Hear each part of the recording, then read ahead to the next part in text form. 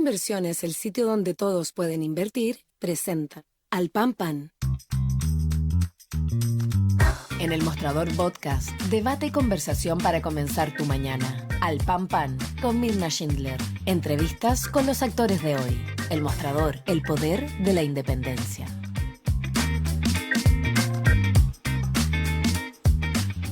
¿Cómo están ustedes? Muy buenos días. Comenzamos un nuevo capítulo de Al Pan Pan aquí por elmostrador.cl. Quiero contarles que vamos a estar en el siguiente bloque conversando con Gabriela Flores. Ella es la presidenta de la Confusam, que reúne, ¿no es cierto?, a los y las trabajadoras que atienden sobre todo en la salud primaria. Es muy importante esto porque ustedes saben que los spam han sido objeto de ataques violentísimos, no solo los recintos mismos, sino que lo más importante, las personas que trabajan atendiendo pacientes. Incluso ella ha dicho que nos han ordenado que dejemos morir a las personas. Vamos a estar con ella en el siguiente bloque para atender esta tremenda y terrible realidad que se está viviendo en distintos puntos del país. Pero ahora nos vamos a detener en lo que ha sido la situación respecto de la querella presentada por la ex consejera del Consejo de Defensa del Estado, María Inés Horvitz, y el abogado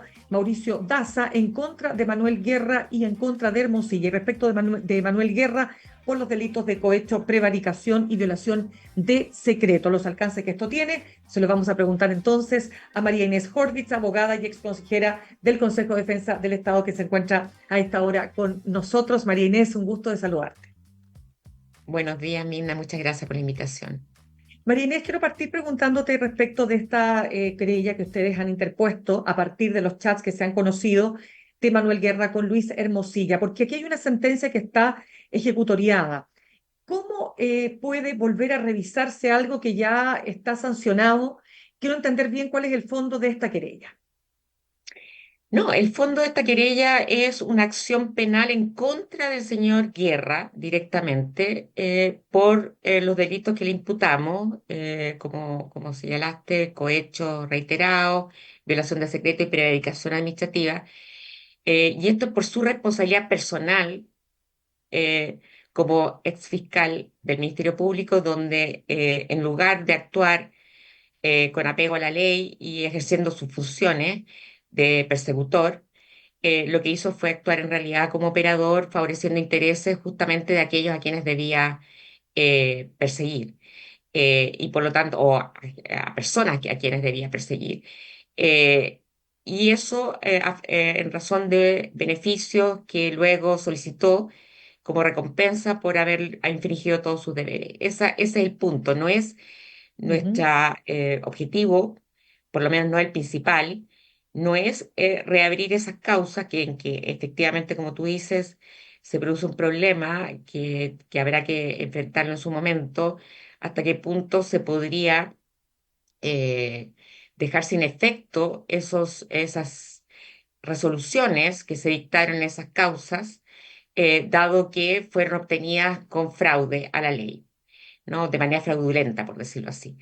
Ese es un tema que, como digo, y te repito, no es el objetivo principal, porque existe lo que se llama la cosa juzgada, que es una forma de dar certeza a las partes en procesos legítimos, obviamente, de que ese caso ya fue fallado o que ya hay una resolución definitiva al respecto, pero que, claro, parte del presupuesto de que esas resoluciones estén fundadas en actuaciones legítimas, ¿no?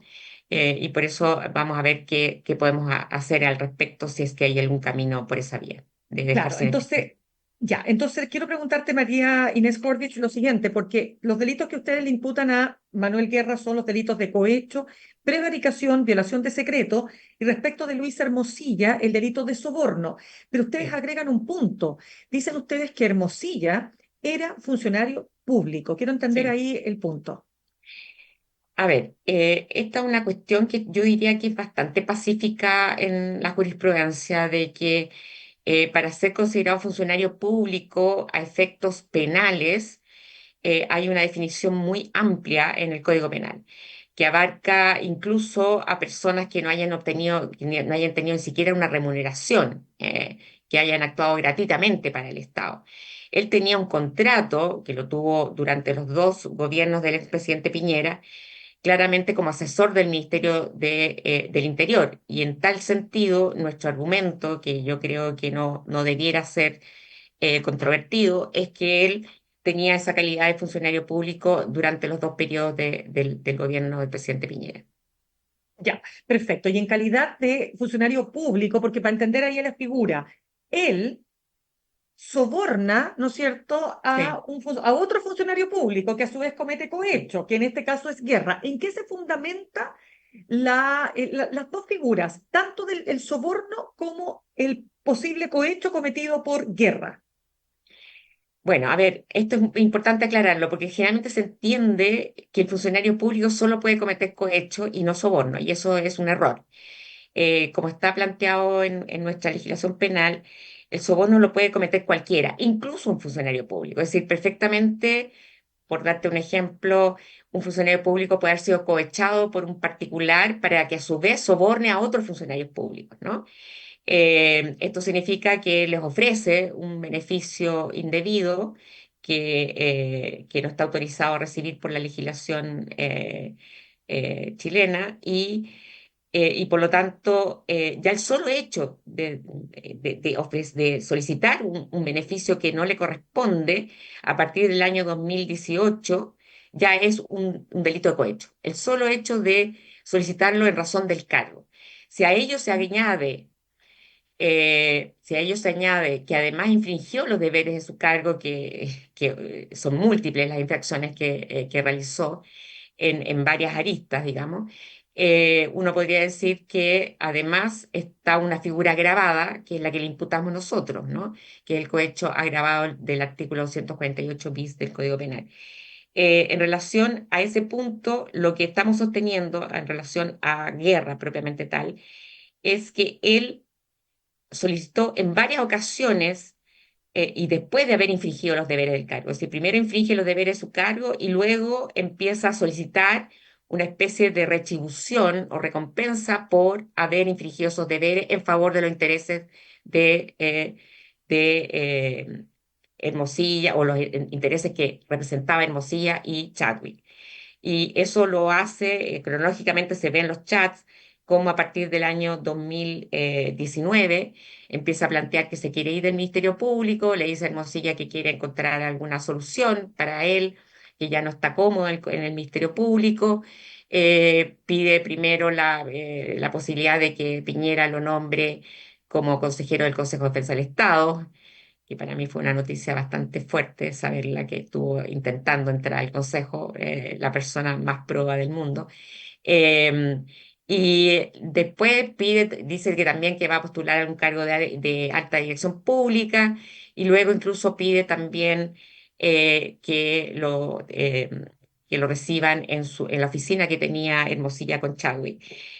Finalmente ya sabemos que lo que resultó fue un cargo o un puesto como docente en la Universidad de San Sebastián con un muy buen sueldo que en general, si uno ve en las universidades públicas y privadas, por media jornada, una persona que no tiene ningún tipo de mérito académico específico era extremadamente alto, ¿no? Entonces uno ahí puede ver el delito está configurado en términos de eh, solicitar un beneficio que no le corresponde, por así decirlo en términos simples, para infringir deber del cargo o por haber infringido los deberes del cargo. Nosotros le estamos imputando esta segunda versión, es pedir un beneficio por haber, ¿no es cierto?, infringido los deberes del cargo en favor de los intereses de terceros. Ya, es Eso que eso en relación a Chadwick. Ahora, en relación exacto. No, a Guerra, en perdón, relación a a Guerra. Guerra, a Guerra. Ya, En relación a Hermosilla, Hermosilla, es sí. que él habría aceptado favorecerlo. Y ahí tenemos que indagar si también estuvo involucrado Chadwick. Eso es la parte que tenemos que establecer a través de las diligencias de investigación y nosotros todavía no tenemos acceso a la carpeta investigativa, por lo tanto no conocemos todos los antecedentes que pueden haber ya en esa carpeta que puedan favorecer esta tesis que te estoy planteando. Correcto, porque hasta ahora sabemos que él se reunía con, o sea, tenía contactos con Chadwick también, ¿verdad? pero lo que no sabemos hasta ahora, por los chats no se puede, no sé, te lo pregunto, ¿se pueden configurar eventuales delitos de Andrés Chadwick? Pero por supuesto, o sea, si finalmente, finalmente el que acepta darle un beneficio que no corresponde a Guerra, este beneficio indebido, esta dádiva, que puede ser de cualquier naturaleza, dice la ley. La ley dice no tiene que ser un beneficio económico, puede ser de cualquier naturaleza. Si efectivamente él también está implicado, sería también un sobornante. Es decir, puede haber varios sobornantes, puede haber incluso coautoría de soborno, ¿no? O sea, varias personas que aceptan favorecer, ¿no es cierto?, a Guerra en razón de haber infligido sus deberes como fiscal. Con ello, obviamente, también a su turno favoreciendo los intereses de esas personas. Ya, pero eso es difícil, o sea, lo que tenemos hasta ahora, por eso te pregunto, porque de lo que hay hasta ahora para poder acreditar ese delito respecto de Chadwick, es más complejo, ¿no? Con lo que existe hasta ahora, con lo que conocemos hasta ahora. A ver, hay varios chats a ver, ¿cómo explicarte esto en términos simples? Es muy difícil encontrar una prueba en que uno vea una grabación, o en que escuche una grabación o un video, en que efectivamente Hermosilla habla con Chado y le dice, oye, tenemos que darle algo a este tipo, ¿qué te parece qué sé yo, que un puesto en la San Sebastián? Eso es muy difícil encontrar. En general, lo que hay son indicios, ¿no? Que si son múltiples, concordantes, etcétera, permiten presumir de que ahí hubo un acuerdo, ¿no? Que hubo una aceptación. Y hay un chat, de lo que recuerdo en este momento, muy claro, donde Hermosilla le dice que hablen, que se junten a tomar un café, que el otro le dice que ya habló con Chadwick, que parece que ya la cosa está funcionando, etcétera. O sea, hay muchas formas de poder inferir que efectivamente esas reuniones con Chadwick eran para buscar una solución. Si además a ello tú le agregas que termina en la Universidad de San Sebastián mientras Chadwick era decano de la facultad donde entró a trabajar Guerra, obviamente pareciera que no hay que ser muy eh, avispado, digamos, para darse cuenta de que ahí claramente hubo una aceptación por parte de Chadwick de recompensarlo, ¿no? Claro, perfecto. Déjame ir más atrás, María Inés Horvitz, porque quiero entrar en el caso Penta, que lo hemos conversado muchísimas veces, ¿no es cierto? Aquí quiero entender lo siguiente, porque Guerra, quien está a cargo de investigar ese caso, como fiscal metropolitano regional Oriente, quiero decir, él señala que, o sea, él elimina del caso todos aquellos elementos que permiten configurar delitos más graves como cohecho, soborno, ¿no es así? A ver si me ayudas a comprender Sí. cómo es, porque esta es una decisión que toma de manera autónoma el fiscal que está investigando la causa, el regional en este caso, ¿no es cierto? A ver, ayúdame a entender eso porque ahí es donde quiero después entrar con Abbott y sus descargos en una entrevista este fin de semana. A ver, he tratado de explicarlo esto de la manera más sencilla posible. Yo sé que a veces es difícil los temas técnicos, Sí. jurídicos, explicarlos en sencillo. Ujú. Eh, a ver, había una formalización eh, que habían realizado, que lo hicieron esa audiencia, esa mega audiencia que fue transmitida, ¿no es cierto?, donde se pidió la prisión preventiva de los pentas, donde los fiscales Gajardo y Norambuena formalizan, ¿no es cierto?, a los pentas, voy a hablar de los pentas para que sea más Sí. fácil, por el delito de soborno con determinados hechos que sustentan ese cargo. O sea, uno son los hechos y luego está la calificación jurídica de esos hechos que se llama soborno, delito de soborno. Y eso estaba muy bien descrito en la formalización del año 2015, que fue el 5 de marzo del 2015. Y respecto de Wagner, que era el funcionario público, se le imputó cohecho porque siendo subsecretario de Minería, que antes había trabajado toda su vida para los Penta, siendo subsecretario de Minería, él lo que hizo fue favorecer los intereses de los Penta en Dominga y que quedó ratificado además por el hecho que recibió durante todo el periodo en que fue subsecretario dinero de los Penta a través de su cuñada. ¿ya? Esos eran los hechos que estaban muy bien descritos en esa formalización del año 2015. ¿Qué ocurre? Que ya sabemos que ahí empiezan a haber problemas, roces entre Gajardo, Norambuena y Guerra por el tema de Moreira, que también estaba por el caso Penta, en que claramente él dice que quiere una suspensión condicional para Moreira, pero que Abbott al parecer no está de acuerdo, pero que él puede decidirlo igual, cosa que es así, él podía decidirlo, pero ya advierte los problemas que van a haber, ¿no? Y eso desencadena finalmente la renuncia de los fiscales que se van del caso, obviamente, renuncian, y él queda a cargo como único fiscal Ok, persecutor del caso Penta. Hasta ese momento nosotros teníamos una buena opinión de él, porque incluso había ratificado en medios de que él iba a seguir hasta el final, que él no iba a sacar, que no iba a ir a ningún procedimiento abreviado, sino era con el delito de cohecho y soborno, y nos daba ciertas garantías hasta ese momento porque habíamos tenido una buena relación.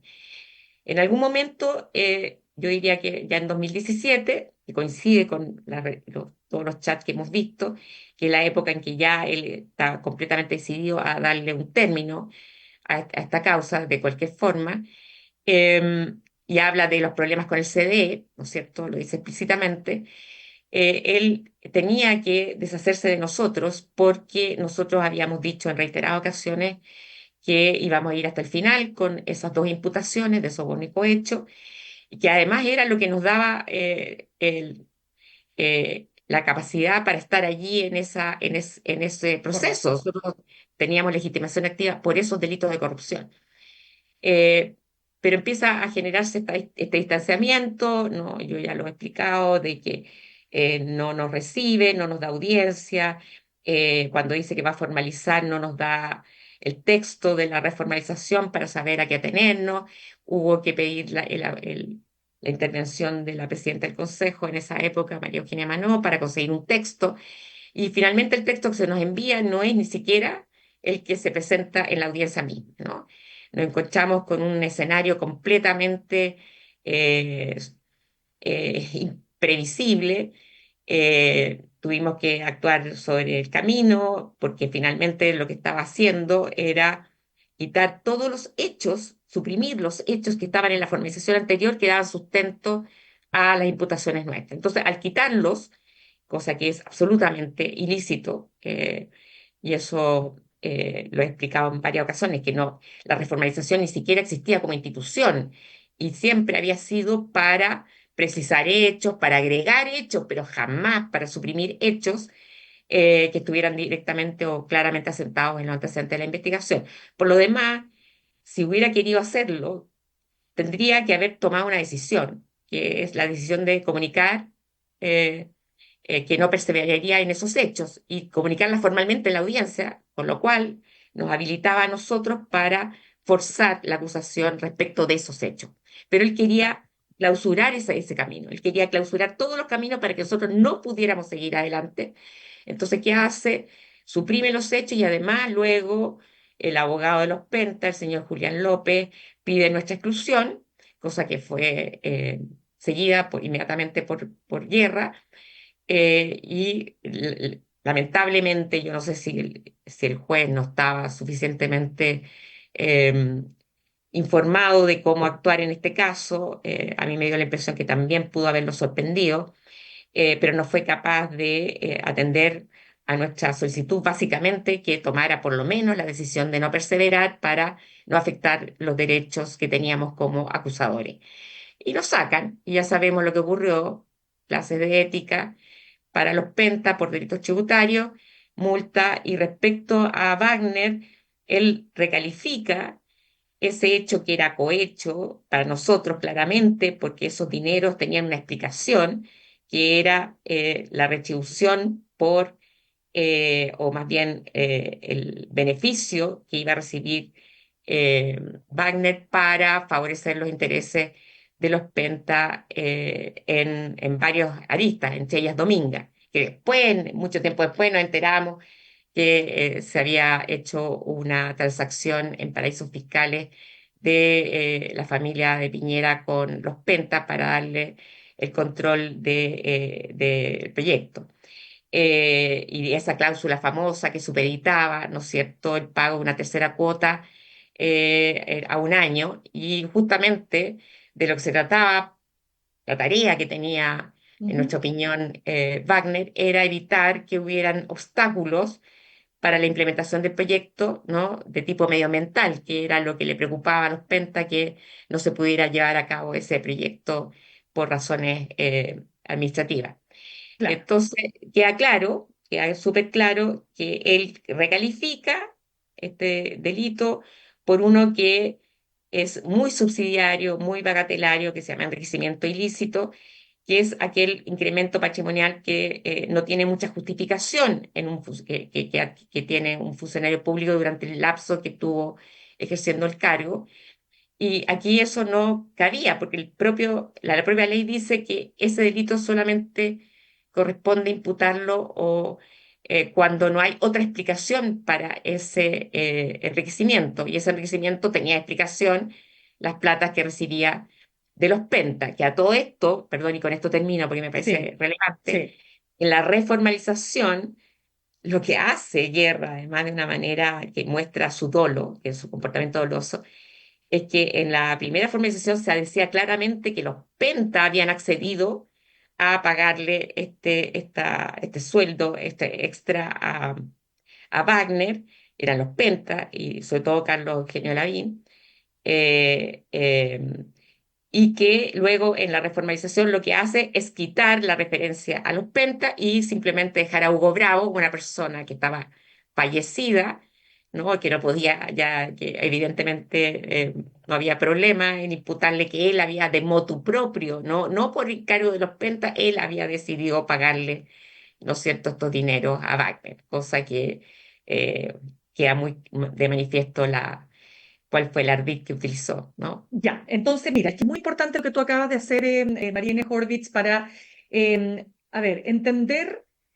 ya a la luz de los chats, ¿no es cierto? ¿Por qué hizo todo lo que hizo Manuel Guerra? ¿No es así? O sea, como dices tú, recalificar y finalmente terminar con clases de ética. Y lo vemos en los chats, cuando él dice, mira, no tengo exactamente el texto a mano, pero en definitiva, acá lo tengo. Cuando en el fondo, en estas conversaciones con Luis Hermosilla, dice, Lucho, ya le escribí a Andrés, obviamente Andrés Chadwick, ya que me preocupan los escasos avances destinados a ir terminando las situaciones relativas a gente de la UDI en Penta, así como lo relativo a Santiago Valdés y varias cosas más. O sea, esto para ti es suficiente prueba, lo que hemos conocido para poder determinar que lo que cometió, entre los otros delitos que cometió Guerra, está el delito de prevaricación, violación de secreto y cohecho.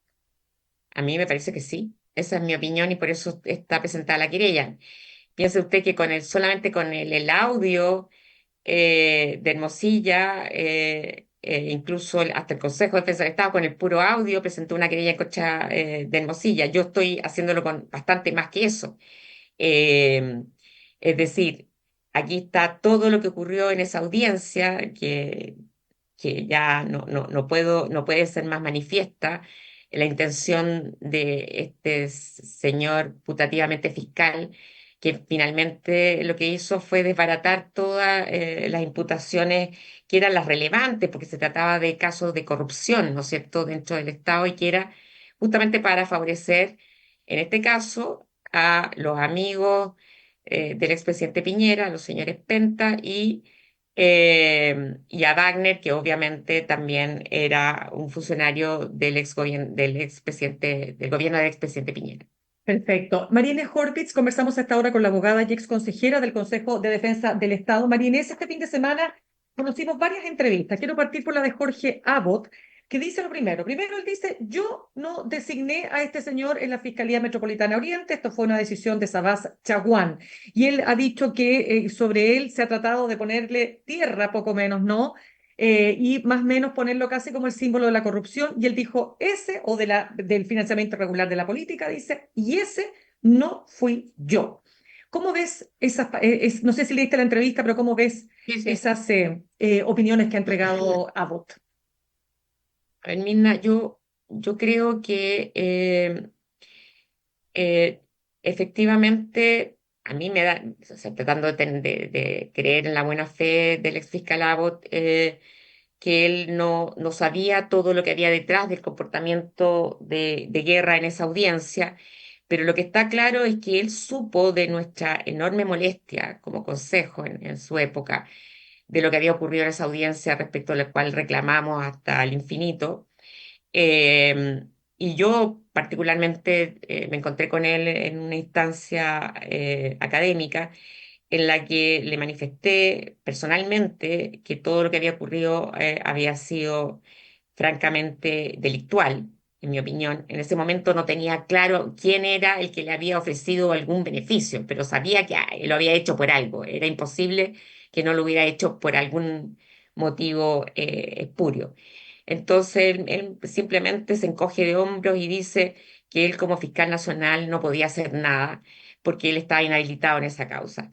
Y esto ya lo he dicho también en otras entrevistas. Bueno, si él sabe que hubo algo irregular, lo mínimo, porque para eso sí que no estaba inhabilitado, era disponer una investigación administrativa, un sumario administrativo para averiguar qué ocurrió allí, ¿no? Y por último, sacarlo de la causa, sacarlo de otras causas donde pudiera haber una situación irregular, porque efectivamente luego uno va conociendo todo lo que hizo, que este señor que fue a enterrar un montón de causas que obviamente complicaban a, a gente de la UDI, y ya tenemos claro por qué. Ahora, si él hubiera tenido esa capacidad, creo que nos habríamos evitado muchos de otros problemas que tuvimos que hubo con posterioridad, como, ¿no es cierto?, Dominga, Exalmar, Cascá, etcétera. Es decir, y ahí es el reclamo. Ahora, él también intervino de alguna manera, recibiendo a gente para hablar del caso Penta, no obstante que estaba inhabilitado. Entonces, bueno, el argumento me sirve para un tema, pero para otro no. Sí, a mí lo que me cuesta creer que una persona que dijo públicamente que había que tratar de ir parando los casos contra parlamentarios porque se afectaban los quórum, eh, y que luego además llamativamente empiezan a sobreseerse todas las causas, que no tenga alguna capacidad de entender de que su comportamiento llevó también a todo este desastre, ¿no? Ya. Y a esa imagen de que él, a lo menos, fue indolente o no tuvo capacidad de enfrentar de manera más contundente y categórica este tipo de situaciones.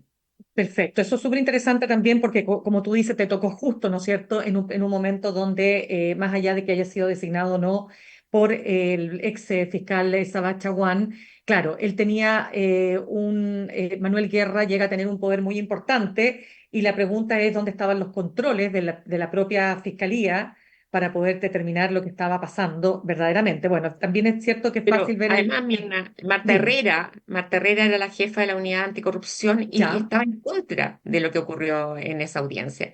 Entonces, él fue advertido, él sabía que había un tema ahí complejo. Y sin embargo, como digo, mi tema no es que él le diera o no le diera instrucciones a Guerra de cómo actuar, sino también haber tomado haber dispuesto las alertas necesarias para evitar que ocurriera lo que finalmente ocurrió. Es decir, podría perfectamente, como hace Valencia, es disponer que el caso pase a otro fiscal. Perfectamente podría haberlo hecho. podría haberlo hecho. Y podría haberlo hecho. Quiero preguntarte a propósito de lo que ha pasado con el fiscal nacional Ángel Valencia. Él reconoce un café con Chadwick y con Hermosilla después de haber sido investido como fiscal nacional. Él dice que la reunión con Hermosilla tenía por propósito, comillas, limar asperezas. Y esto ha generado digamos, esto tenía un efecto, ¿no?, en la fiscalía. Tanto así que primero se ha pedido dentro de la misma fiscalía que él se inhabilite, ¿no es cierto?, de la investigación del caso Hermosilla, por un lado, pero en segundo término ni siquiera quieren participar de la celebración del año porque esto tiene un impacto. Y quiero preguntarte qué impacto le ves tú desde afuera respecto de lo que ha señalado Valencia. Yo veo que ha habido a lo menos muchos errores por parte de Valencia en la forma de enfrentar este caso. Eh, obviamente dañando mucho la imagen del Ministerio Público respecto a su objetividad, ¿no? Y los problemas de conflicto de interés que son inherentes a un cargo donde los que llegan son personas o abogados que han ejercido la profesión previamente, ¿no? Uno, y yo lo planteé en varias entrevistas, que era absolutamente necesario que una autoridad de esa envergadura tiene que declarar todas sus inhabilidades y conflictos de interés antes de asumir el cargo, ¿no? De manera muy transparente, incluso con sanciones importantes de tipo administrativo, si es que omite algún caso importante, ¿no? Eh, con lo cual hubiéramos podido tener, ¿no es cierto?, algún control sobre si efectivamente tuvo o no tuvo relaciones eh, con Hermosilla y Chadwick. Desde luego, el hecho de haber trabajado en la Universidad de San Sebastián, ya todo el que haya trabajado en la Universidad de San Sebastián es bastante sospechoso, ¿no? Sobre todo cuando uno ve que son personas que tuvieron cargos públicos y que van a desembarcar en esa universidad. Eh, pero obviamente el hecho de que primero dijera que él planteó el tema de las inhabilidades en un consejo regional, en un consejo de fiscales regionales, perdón, donde le plantearon que no era conveniente que él hiciera un listado de inhabilidades porque eh, podría, digamos, de alguna manera comprometer a los nuevos fiscales. Eso me parece inverosímil, ¿no? Que él efectivamente no se haya guiado básicamente por lo que le decían sus subordinados, ¿no? Uno tiene que tener la capacidad de darse cuenta de la importancia del cargo que se detenta y haberlo hecho voluntariamente. Segundo, no haber dicho todos los contactos que tuvo con él más allá de los deberes legales. O sea, esto era muy relevante del día uno, haber dicho, ¿no es cierto?, yo tengo chats con el señor Chadwick, o tengo con Mosilla, o tengo con Guerra, lo que sea. Eh, Haberlo dicho desde el primer momento y eso al omitirlo y haberlo dado nuevamente por goteo, ¿no? Y luego además decir que hubo una reunión con Hermosilla presencial, que eh, esto es un problema de credibilidad, Mirna, ¿no? Creer de que efectivamente el motivo de esa reunión era limar aspereza. La gente ya está muy desconfiada. Ese tipo de argumentos parece ser eh, poco verosímiles, ¿no? Porque ¿qué tenía que limar aspereza? ¿Qué problemas podía tener, ¿no? Si él no había hecho nada irregular en el concurso para fiscales. Yo de verdad a mí no me resulta creíble su argumentación. Y luego habló de tres casos que hablaron, del cual solamente se acordaba de uno, ¿no? Y pierde la memoria respecto a los otros dos casos y no dice de qué se trata. Obviamente todo eso, cuando se va acumulando, ¿no? Y se van sabiendo nuevas cosas, ¿qué más se va a saber que nuevamente afecte la imagen del fiscal Valencia, ¿no? Y que lamentablemente aquí no haya esa preocupación, no solo por lo personal, sino que por la institución en la que uno trabaja, ¿no? No afectar la institución en la que uno trabaja. Y eso es lo que yo veo poca capacidad estadista, por decirlo así, ¿no? De darse cuenta de cómo esto ya está siendo tan grave que si no se adoptan las decisiones oportunas, vamos a seguir afectando a las instituciones. Sí, se nos acaba el tiempo, María Inés Horvitz. Súper cortito nomás lo que decía Imai Ortiz. Nosotros la entrevistamos ayer también en el programa, ex jefa del Departamento de Derechos Humanos de la Fiscalía, Delitos Sexuales y otros, respecto de su salida, ¿no? También ellas mencionaban en los chats con Guerra y Hermosilla, cuando Guerra le dice, ella es el problema, esta vez ya no en atención a los pentas, sino que en atención a lo que estaba pasando con los casos de violación a los derechos humanos en el estallido social. Vemos a un fiscal que se pone a disposición de un gobierno prácticamente, ¿no? Eso es lo que se ve en los chats. Entonces, Imay Ortiz dice, porque le pide la renuncia a Valencia un par de meses posteriores a su asunción en el cargo.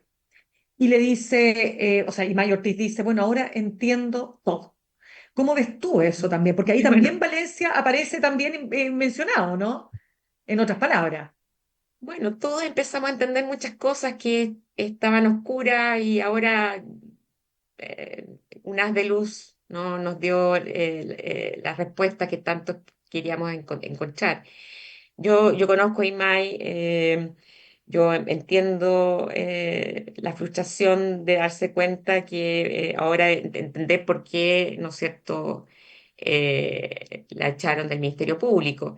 Efectivamente, eso también pone un velo de duda, un manto de duda respecto a cuál es los verdaderos intereses del fiscal Valencia en todo este tema, atendiendo además que hemos sabido que su cónyuge trabaja en la Universidad de San Sebastián, es decir, hay demasiados puntos que llevarían a una misma respuesta y ojalá yo me equivoque, ¿no?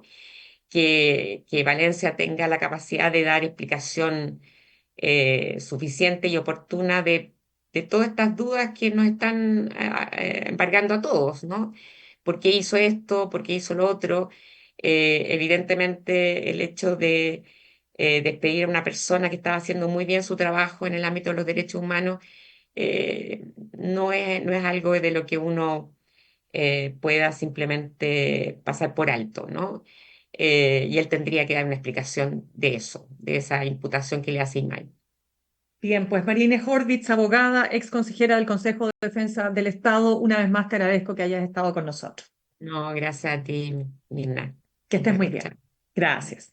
Saludamos a nuestros auspiciadores. Ahorrar cotidianamente se puede y de forma organizada, rápida y online con Ahorrando, la nueva funcionalidad de tu app Coopeuch, en donde puedes programar ahorros de manera fácil y entretenida, eligiendo tus propias reglas y metas. Haz que el ahorro sea parte de tu vida con Ahorrando de Coopeuch. Más información en copeuch.cl. Nos vamos al corte y al regreso vamos a estar conversando con la presidenta de la Confederación Nacional de Funcionarios de la Salud Municipal, la Confusam, Gabriela Flores, a partir de los graves hechos que han afectado a los CESFAM en distintos puntos del país.